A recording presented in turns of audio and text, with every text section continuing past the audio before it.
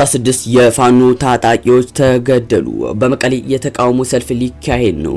ህወሓት በህፃት የስደተኞች መጠለያ ካምፕ ከባድ ረሃብ መከሰቱን አስታወቀ። ጦርነቱ ወደ ኢትዮጵያ እየተስፋፋ ነው። ከ10 ሺህ በላይ የወንጌላውያን ቤተክርስቲያን ተዘጋ። አሜሪካና ኢትዮጵያ ይፈራረማሉ። የተከበራችሁ ውድ የዛታ ሚዲያ ቤተሰቦች እነዚህና ሌሎች መረጃዎቻችን እናስደምጣችኋለን። እስከ ዝግጅቱ ፍጻሜ ድረስ አብራችሁን ቆያለን። ቪዲዮን ላይክ በማድረግ ለቻናሉ አዲስ የሆናችሁ ሰብስክራይብ በማድረግ ቤተሰብ ይሁኑ። ኢትዮጵያ አየር ኃይል በምዕራብ ጎጃም ዞን ሰከላ ወረዳ በፈጸመው የድሮን ጥቃት 66 የፋኖ ታጣቂዎች ከነ አመራሮቻቸው በተገኙበት ተገለዋል። ጥቃቱም የተፈጸመው ትላንት ማታ 5:30 ሲሆን በዝናቡ ልንገረው የሚመራው የፋኖ ኃይል በመሸገበት ሰከላ አገር አማን ብሎ ያረፈ ሲሆን በተጠና የድሮን ጥቃትም አብዛኞቹ በዚያው እርምጃው ተወስደባቸዋል መባሉ ነው የተሰማው። በጥቃቱም እስካሁን 66 የፋኖ አባላት እና መሪዎቻቸው የተገደሉ ሲሆን የተገደሉት የአመራሮችን የመለየት ስራ እየተሰራም ይገኛል። የዝናቡ ልንገረው እጣ ፈንታ እስካሁን አልታወቀም መባል ነው የተሰማው። መንግስት በርካታ የፋኖ አመራር ተዋጊው እጅ መስጠት ከጀመረ በኋላ እጅ ባልሰጠው ታጣቂ ኃይል ላይ እየወሰደ ያለው እርምጃ ተጠናክሮ መቀጠል ነው የተሰማው። በመቀሌ የተቃውሞ ሰልፍ ሊካሄድ ነው። በሰሜን ጦርነት ጉዳት ደርሶባቸው አካል ጉዳተኛ የሆኑ የአርሚ አባላት ተቃውሞ ሰልፍ በመቀሌ ለማካሄድ እየተዘጋጁ እንደሆነ ከቦታው የደረሱን መረጃ ያሳያሉ።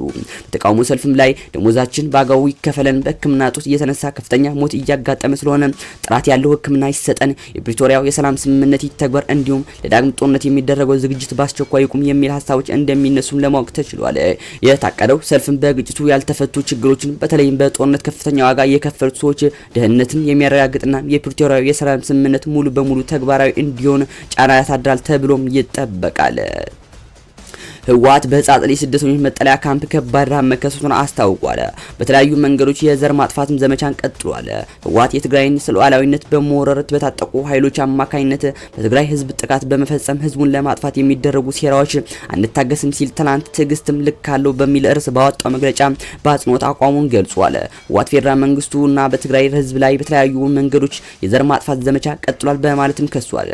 የሰብአዊ እርዳታ እየቀነሰ በመሄዱ በተፈናቃዮች ስደተኞች ካምፕ ውስጥም ከባድ ሰብአዊ ቀውስ ተፈጥሯል ያለው ህወሓት በተለይ በህፃን ስደተኞች መጠለያ ካምፕ ውስጥ ከባድ ረሃብ እንደተከሰተ ማስታውቋል። ህወሓት በመጠለያ ጣቢያው ውስጥ የሰዎችን ህይወት ለማዳን የበጎ አድራጎት ድርጅት ድጋፍ እንዲያደርጉም ጠይቋል። ዓለም አቀፍ ማህበረሰብ በተለይም የፕሪቶሪያው ግጭት ማቆም ስምምነት አደራዳሪዎች ስምምነቱን ተግባራዊ እንዲሆን ታሪካዊ ኃላፊነታቸው መወጣት እንዳለባቸው ህወሓት አሳስቧል። ጦርነቱ ወደ ኢትዮጵያ እየተስፋፋ ነው። አስከፊው የሱዳን እርስ በርስ ጦርነት ወደ ኢትዮጵያ እየተስፋፋ መሆኑን የተባበሩት መንግስታት ድርጅት በዛሬው ዕለት አስጠንቅቋል። አልጀዚራ ከ2 ሳምንት በፊት ባወጣው ዘገባ ኢትዮጵያ በቤኒሻንጉል ክልል ለፈጥኖ ድራሽ ኃይሉ የጦር ቤዝ ትሰጣለች ሲል ዘገበው ነበር። ይህን ተከትሎ የአልቡርሃን ጦር በቤኒሻንጉል አቅጣጫ ጥቃት ለመክፈት እየተዘጋጀ መሆኑን ዘገባው ጠቁሟል። ተመድ በበኩሉ ጦርነቱ ወደ ኢትዮጵያ ድንበር የመስፋፋት አዝማሚያ እያሳየ መሆኑን ዛሬም አሳውቋል። በሱዳን ጦርነት የህወሓት ወታደሮች እናም ኤርትራን በአልቡርሃን ጎን እንደሰልፉ መረጃውን ይጠቁማሉ። ሩዋንዳ ከ10 ሺህ በላይ የወንጌላውያን ቤተክርስቲያን ዘጋች። ሩዋንዳ ከ10 ሺህ በላይ ቤተክርስቲያኖችን ስትዘጋ ለዚህም የአምልኮ ስፍራን ለመቆጣጠር ከወጣው የ2018 ህግ ጋር አልተስማሙም የሚል ምክንያት አቅርባለች። ህጉ የጤና፣ የደህንነት፣ የፋይናንስ ሁኔታን ለሃይማኖት ተቋማት ሲያስተዋውቅ ሁሉም ሰባኪዎች የቴዎሎጂ ስነ መለኮት ስልጠና እንዲኖራቸው ያስገድዳል። በተጨማሪም ህጉ ቤተክርስቲያናቱ ዓመታዊ የተግባር እቅድ እንዲያቀርቡ ሊያስገድድ፣ የገንዘብ እንቅስቃሴዎቹንም በተመዘገቡ አካውንቶች ብቻ እንዲሆን ያስገድዳል። አሜሪካና ኢትዮጵያ ይፈራረማሉ። የአሜሪካው መንግስት የኢትዮጵያ የጤና ስርዓት ለመደገፍ የሚውል 1.4 ቢሊዮን ዶላር የመግባቢያ ስምምነት ዛሬ ከኢትዮጵያ መንግስት ጋር ከሰዓት ይፈራረማሉ መባሉ ተሰምቷል። ለአምስት ተከታታይ ዓመታት የሚቀርበው የገንዘብ ድጋፍ ለኢትዮጵያ መንግስት በቀጥታ የሚሰጥ ሲሆን በፊርማ ስነ ስርዓቱም አሜሪካን በመወከል የኢትዮጵያ የአሜሪካ ባለሙሉ ስልጣን አምባሳደር አልቪን ሆሴ ማሲንጋ ሲፈርም፣ በኢትዮጵያ በኩል ደግሞ የገንዘብ ሚኒስተር ክቡር አቶ አህመድ ሺዴ እንዲሁም የጤና ጥበቃ ሚኒስተር ክብርት ዶክተር መቅደስ ዳባ ፊርማቸውን እንደሚያኖሩ ይጠበቃል መባሉ ነው የተሰማው። ኢትዮ ሶማሌላንድ የንግድ ትስስር ተጠናክሯል። የኢትዮጵያ ከፍተኛ የሥራ ኃላፊዎች ከሶማሌላንድ ጋር ያለውን የንግድ ትስስር ለማጠናከር በርበራ ወደብን ተገኝተዋል። ጉብኝቱም ወቅት የሶማሌላንድ የፋይናንስ ኢኮኖሚ ልማት ሚኒስቴር ዋና ዳይሬክተር መሐመድ ሐሰን ሱሌማን የወደብ አገልግሎት የንግድ እንቅስቃሴውን ለማቀላጠፍ የተደረጉ ማሻሻያዎች ለኢትዮጵያ ልኡካን አስረድተዋል።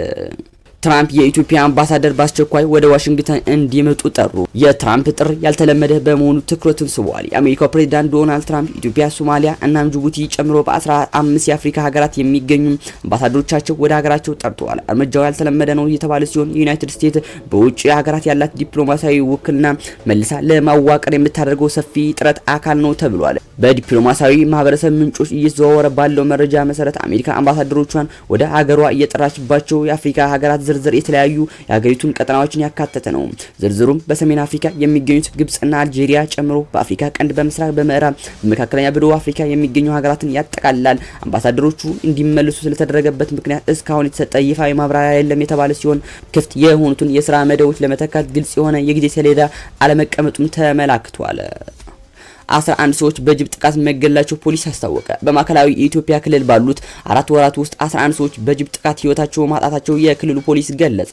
በሀላባ ዞን ወይራ ዲጆ ወረዳ በላይኛው ጡቃ ቀበሌ ታህሳስ 13 ቀን 2018 ዓ.ም ከቀኑ 6:30 ላይ ወደ አንድ አርሶ አደር መኖሪያ ቤት የዘለቀ ጅብ የ3 ዓመት ታዳጊ ላይ በደረሰው ንክሻ ህይወቱ አልፏል ያለው ፖሊስ በተመሳሳይ ዜና በጉራጌ ዞን ቸሃ ወረዳ ገበያ ውለው ወደ ቤታቸው በመመለስ ላይ የነበሩ አንዲት አዛውንት እናት ከጅብ ተበልተው ህይወታቸው ማለፉን ታውቋል።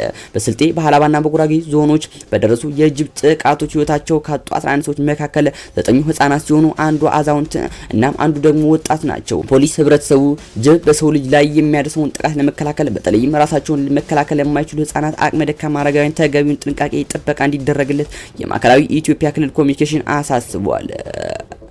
ተቃዋሚ ፓርቲዎች ለተከሰተው ረሃብና ሞት ህወሓትና ጊዜያዊ አስተዳደሩን ተጠያቂ አደረጉ። በትግራይ ሰሜኑ ምዕራብ ዞን አስገደ ወረዳ ለደረሰው ረሃብም ሞትና ተጠያቂው ህወሓትና ጊዜያዊ አስተዳደሩ መሆናቸው በትግራይ ክልል የሚንቀሳቀሱ ፖለቲካዊ ፓርቲዎች ማለትም ባይቶና አባይ ትግራይ ስምረት ፓርቲ፣ ሳሳይ ወያነ እናም ነጻነት ትግራይ፣ ሹም ተንቤን ፓርቲ እናም ወለዱ ትግራይ ፓርቲ በሰጡ የግል መግለጫ አስታወቁ። በአስገደ ውስጥ ያሉ ወንድሞቻችን እና እህቶቻችን ደግሞ ከህዝብ ህልውና ይልቅ የፖለቲካ ህልውና የሚያስቀድሙ ሰዎች እጅ ላይ ነው ሲሉ ፓርቲዎች ገልጸዋል። እንዲሁም ፓርቲዎቹ የአስተዳደር ብቃት ማነስና የፖለቲካ ውዝግብ በቀጥታ የትግራይን ህዝብ ለረሃብ እየዳረገ ነው ሲሉም ከሰዋል። የተከበራችሁ ውድ የዛታ ሚዲያ ቤቶች ለዛሬ ይዘንላችሁ የመጣነው መረጃ እነዚህን ይመስላሉ። ቪዲዮውን ላይክ በማድረግ ሀሳብ አስተያየታችሁን ኮሜንት ላይ አስቀምጡልን።